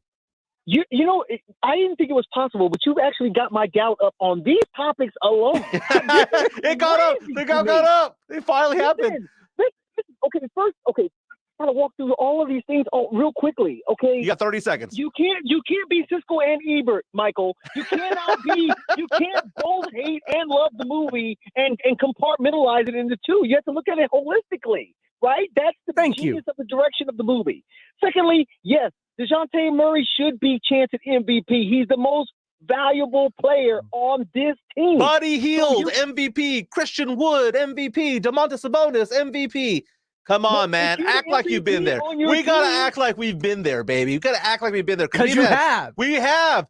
Tim Duncan, David Robinson, finals MVPs with Tony Parker. You're getting me fired up right now because this is what I'm talking about. You're on this fence-straddling thing where you root for the Spurs, but then if they lose, you're glad because the lottery pick is on the way, and then you're going to be hoping next year that you can get, at the best-case scenario, that the lottery pick will get you 24 points a game. Jabari Smith, Paolo Banchero, Chet Holmgren. Let's make this happen, baby. Make this happen. DeMar DeRozan gave you 24 points a game, and you didn't want him. Always looking out the window. I miss you. I miss you, Quinn Hudson. Quinn Hudson, host of the Sunday Sports Grill. We got to let you go, dude. We're up against the wall, my man. See you soon. Hey, when we come back, we're talking about date nights, baby. Date nights and maybe some more Cowboys. People are already calling in. Pledge is not even paying attention to me. I take it people are calling in and want to talk about this. This is halftime on the San Antonio Sports Star. Didn't catch R&R in the morning? Here's what you missed. I tweeted yesterday, like, I need storylines, not integrity. You know what I mean? I don't care about your integrity to the game. I do radio for a living. I want storylines. Can we put that as our motto? Storylines over integrity every day of the year. That is the star. Rob Thompson, Rudy J. Weekday morning 7 to 10 on San Antonio Sports Star, ESPN 1250 and 94.5 FM. Hi, I'm Emmitt Smith, Pro Football Hall of Famer and 3-time champion. Pro Football's all-time leading rusher Emmitt Smith talks about joint pain. Trust me, I know about joint pain. Sure, I made it look easy, but if my body could speak, it would say, I'm in pain. Are you living with chronic joint pain? Knees, hips, lower back, shoulders? Don't just assume the old treatments are the only treatments. I've gone under the knife to get rid of pain, but now there are options, and you need to check them out. Emmett's talking about QC Kinetics, exciting new natural biologic therapies that can repair and restore damaged tissue in your joints. New options now available here. You can encourage your body to actually heal itself with the help of QC Kinetics. Real relief with no surgery, no drugs, no downtime. Call the local medical professionals at QC Kinetics for regenerative restorative treatments with lasting relief. But now, you and I, we have help. QC Kinetics. Start now with a free consultation at QC Kinetics. 210-571-0318. That's 210-571-0318. Call today. 571-0318. Do you love your garage? Can you get your cars and the kids' bikes in? Jason Minix here for Garageization, your garage storage solution. With a variety of shelving, overhead racks, slat walls, and closed cabinet options, Garageization can make your garage functional for the entire family. Call 210-664-4494 and have them give you a free customized plan for your family's needs. For over a decade, Garageization has helped people love their garage. Learn more online at GarageOrganizationSanAntonio.com. Hello, Discover here to explain our cash back match. Here's how it works. We give you cash back for using your Discover card on the things you were going to buy anyway. Then we match that cash back in your first year. And that's why we call it Cash Back Match. Now to recap and say cash back one more time. We match all the cash back you've earned at the end of your first year automatically. Discover. Exceptionally common sense. Learn more at discover.com/match. Limitations apply. Grit Football is holding their first camp of 2022 this Saturday at Texas A&M San Antonio for players between 11 and 19 years old. Grit Football is designed to get student athletes to the next level of their sports career. Become starter, make varsity, play in college, improve your game and football IQ with offensive and defensive concepts taught by college coaches. Sign your player up for the Grit Football Camp this Saturday, January 22nd at Texas A&M San Antonio. Sign up today at gritfootballcamp.com. That's gritfootballcamp.com. Listen to this station anytime, anywhere on Odyssey. Odyssey is your new audio home for all the music, news, sports, and podcasts that matter to you. Odyssey. That's AUDACY. Red 80! Broadcasting live from the 50-yard line. San Antonio Sports Star. ESPN 1250 and 94.5 FM.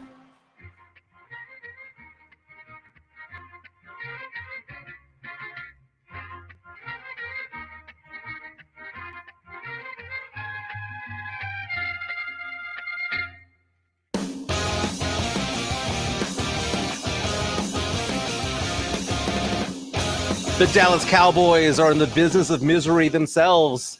Season came to an end. 23-17 loss to the San Francisco 49ers, and I love when I make James Pledger proud with an ad lib. What's going on, my man? In the business of misery, I think you nailed it. Yep. Stuck the landing on that one. Dude, you're going to play Paramore, right? So yeah. Misery business. I mean, that's the first line of the song. Very classic. Olivia Rodrigo completely ripped them off. Oh, absolutely.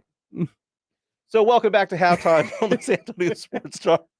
ESPN AM 1250 and 94.5 FM. We're on the go at sasportstar.com. We're live on Facebook and YouTube. Over 100 people, or over 100 comments right now. Oh, wow. It's been pretty busy. People are calling in too. Our Kielbasa Bacon phone lines are open at 656 ESPN. If you want to talk about DeJounte Murray MVP chant, if you want to talk about the Cowboys end of the season, who's to blame, if you want to talk about any of the topics from today, again, the Kielbasa Bacon phone lines are open at 656 ESPN. But while we get things going, man.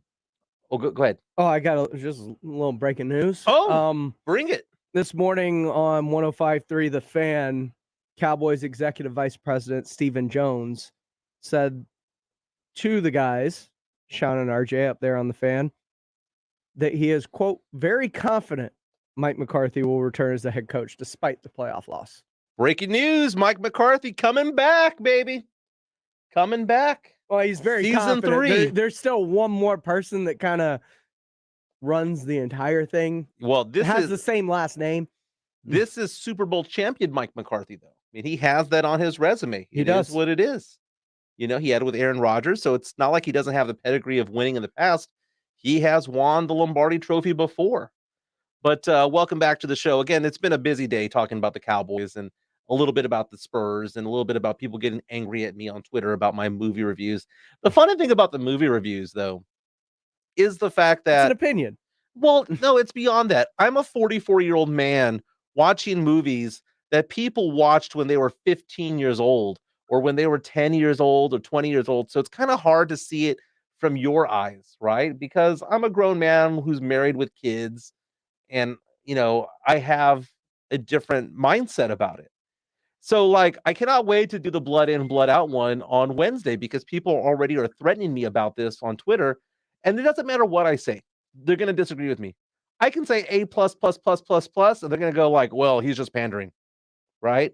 I have put myself in a no-win situation, but I will tell you this, Pledge. As I mentioned yesterday when we were at Twin Peaks, I absolutely love it. I love the venom. I don't take anything seriously. I don't take myself seriously.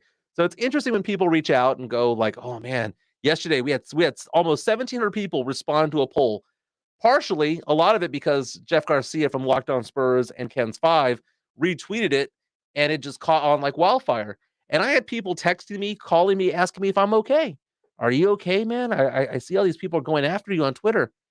Dude, I'm perfectly fine, man. I don't care what people have to say. And in fact, I will always respond back in kindness because I'm a nice guy. I'm a sweetheart of a guy.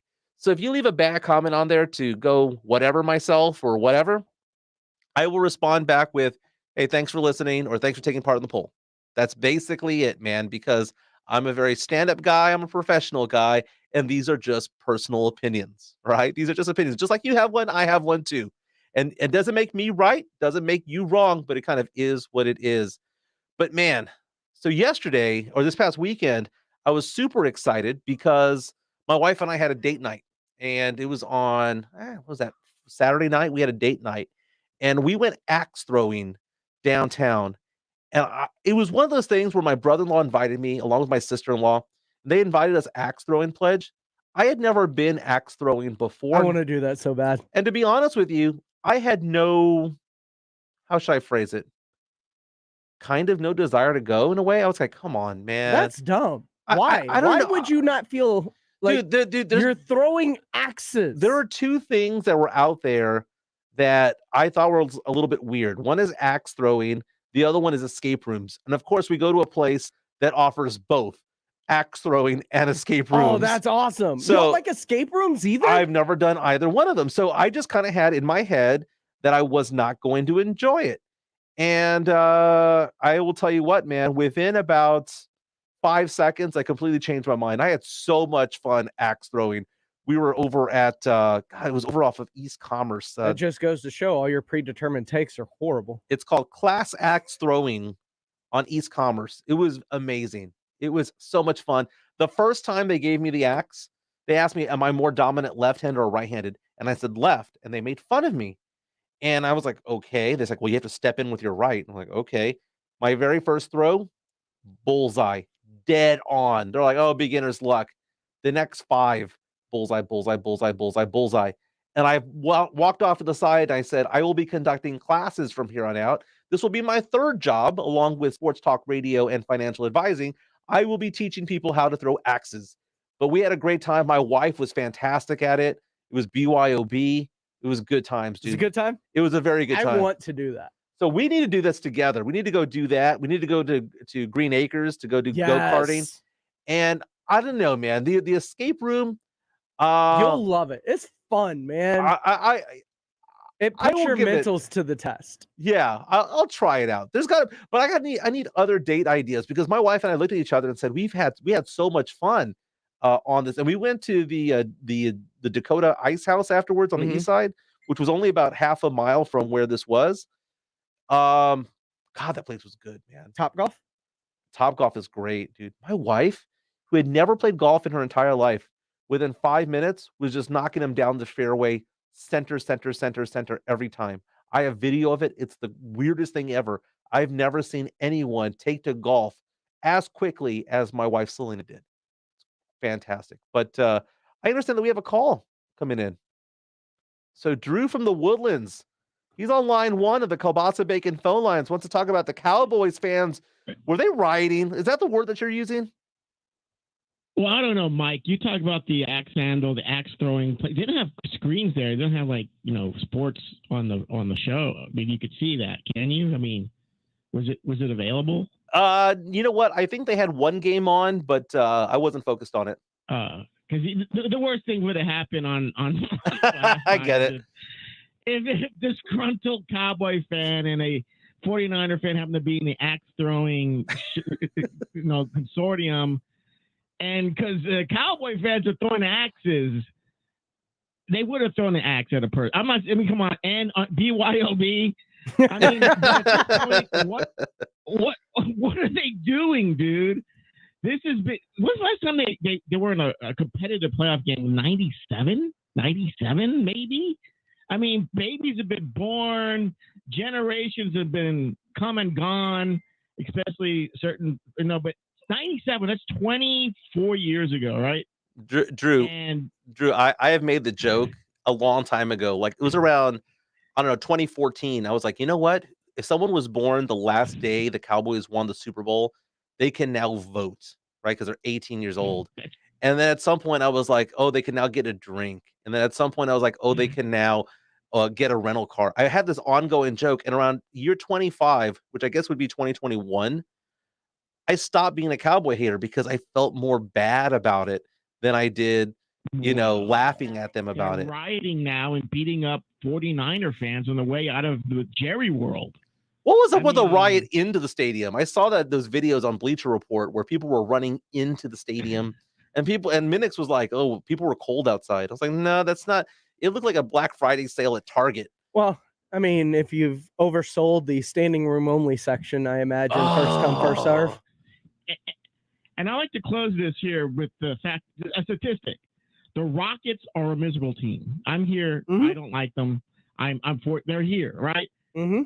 How in the world do the Rockets, who last won a NBA championship back when the Cowboys were good, right?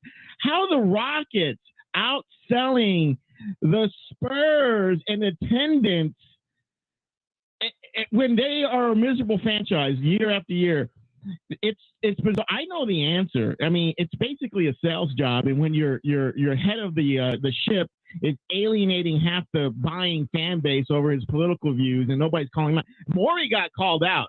Pop doesn't get called out. He's a acerbic dude. There's a sales job, and the Rockets are outselling you dudes because you guys are so in love with the Cowboys. Get over it, dude. It's been 26 years, going on 26 years, that this team was even competitive on any level. And you're after a couple of low seasons, you're already banning the Spurs. I get it.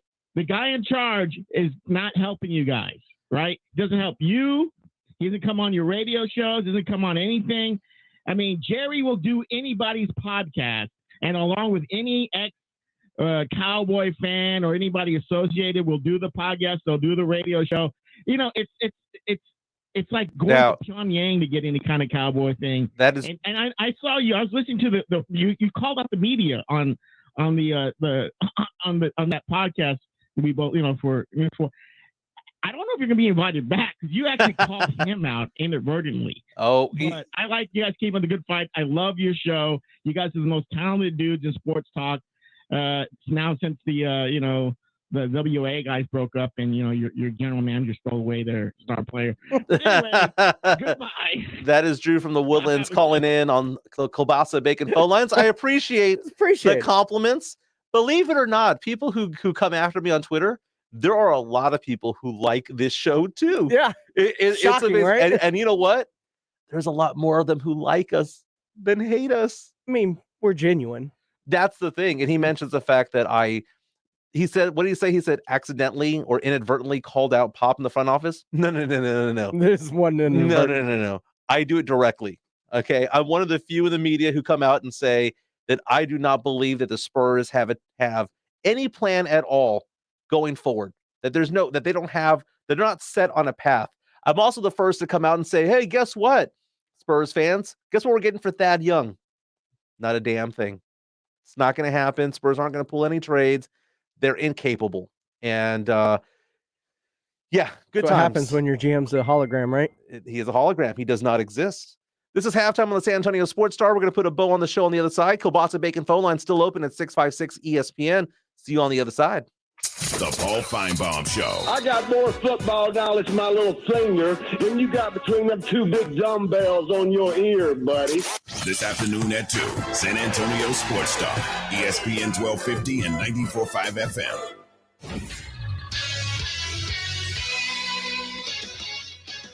The Dallas Cowboys were knocked out of the playoffs in the wild card round by the San Francisco 49ers, 23-17 yesterday. Dallas finishes the season with a record of 12-6. The San Antonio Spurs have assigned center Zach Collins to the Austin Spurs. Collins has not played since 2020. The former 10th overall pick will be available for tonight's game against the Rio Grande Valley Vipers. Spurs 2021 12th overall pick Josh Primo was also assigned to Austin. Games happening with Texas NBA teams tonight. The first-place Phoenix Suns come to San Antonio with a 7:30 tip-off at the AT&T Center against the Spurs. And the Dallas Mavericks will host the Oklahoma City Thunder. That one also getting rolling at 7:30. For San Antonio Sports Star, I'm Carl Schoening. The Roo Pub is the best place to watch a game. Football, basketball, the big fights, they have them on at the Roo on their 3 massive 170-inch laser screens and TVs all around. Come hungry, the food is fantastic, and the kitchen is open until 2 a.m. every day with the full menu available. The Roo Pub has the best darts area in town, indoor cornhole, and weekday happy hour from 11 to 6. For lunch, dinner, or late at night, and the best place to watch a game, get into the Roo Pub at 281 in Redland Road. We'll see you at the Roo. Hey, Ray Magliozzi here. Have you ever cooked a really fine gourmet meal? Yeah, me neither. But I'm told it all comes down to the ingredients. And when I need ingredients to improve my car, the place I go is eBay Motors. Whether you roasted your last transmission, graded your current floor mats, or pureed your side view mirror on a lamppost, eBay Motors has the right parts at the right prices. 122 million of them. And by the way, if you recently fired up your grill, don't worry, eBay Motors has grills too. eBay Motors. Let's ride. This is a metaphor for your business's journey. Sometimes it feels like the course keeps changing right before your eyes. And in order to maneuver it, you need an expert by your side. That's what Dell Technologies advisors do. They have the Windows PC and tech solutions you need to help you get out in front and stay ahead of the game. Call an advisor today at 877-ASK-DELL. That's 877-ASK-DELL. A start to a simpler experience with Windows 11 Pro.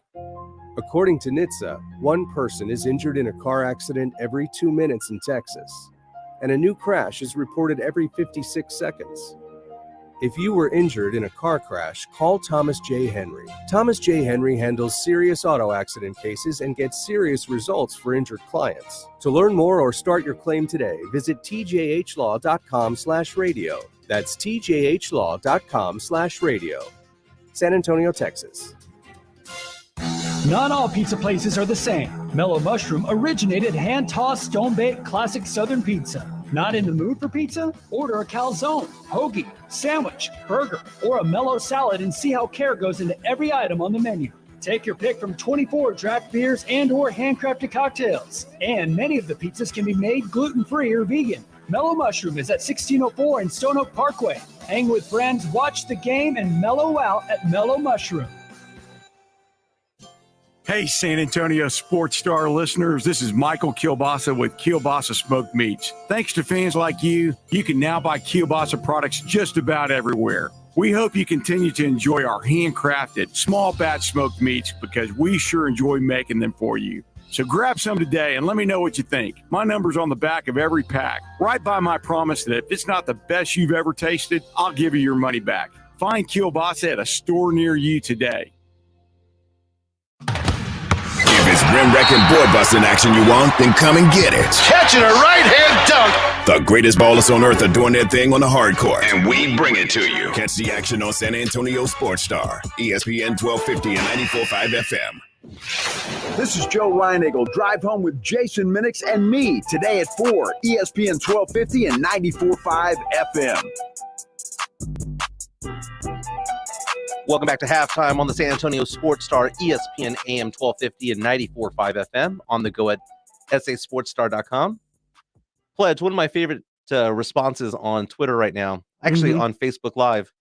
David Alejandre saying, still no excuses for your takes on Tarantino movies. Have I done a Tarantino movie? I've never given a Tarantino take. Really? Never have. So where's this coming from? People are now criticizing me for Tarantino takes. You didn't do Kill Bill? I've never seen Kill Bill. Dusk Till Dawn? I've seen Dusk Till Dawn. I've seen Pulp Fiction. Oh yeah, you hated Pulp Fiction though. I love Pulp Fiction. That's an A++++++. Well, probably one of my 20 favorite movies is Pulp Fiction. So no, man. Why people now accuse me of not liking They just certain assume movies. that you hate everything. Now there's certain movies like I'll give Reservoir Dogs like an A-. I love Reservoir Dogs. I'm going through the list. Dusk Till Dawn, I'll probably give like an A- as well.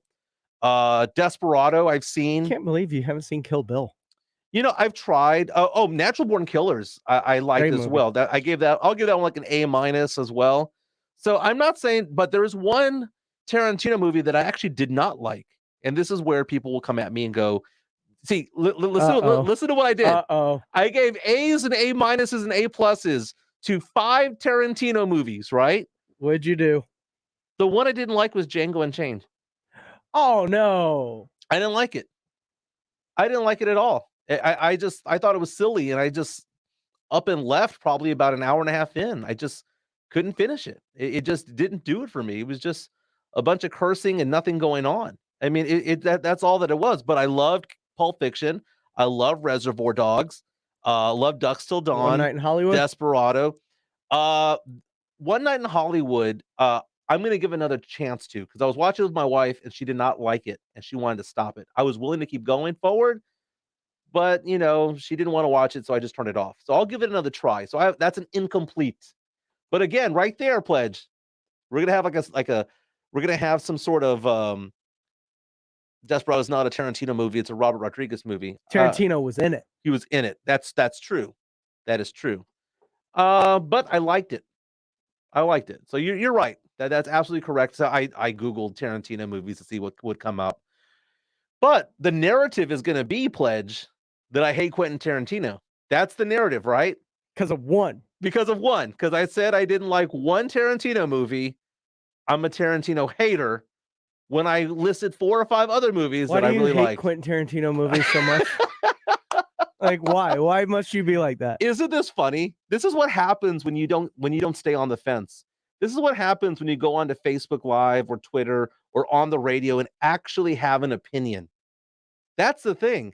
Because whenever I say that I don't think that DeJounte Murray should be receiving MVP chance and that it's either lame or embarrassing that he does, that means that I don't like DeJounte Murray. No. I've been saying forever that he deserves an all-star appearance. I've been saying forever that he should be praised, that he is the best player on this team. I have said forever that, and I'll say things like, I don't believe that Pop is going to be able to rebuild this team, that we need new blood, that we need someone who's capable, who's younger, who is capable of leading this team through a rebuild. And I don't think Pop is that guy, because Pop has never rebuilt this team before without the services of a Hall of Famer in Tim Duncan.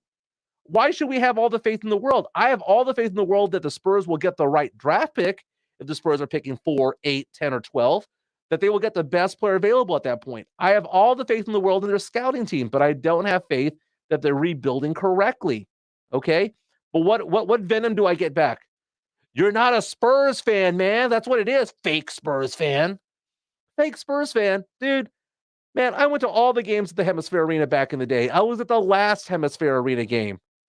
I was there at the 99 finals and 03 finals and the 05 and the 07 and the 13 and the 14 finals. I went to games. Getting free tacos with game tickets. Dude, 125 points got you a free Big Mac back in the day at the Hemisphere.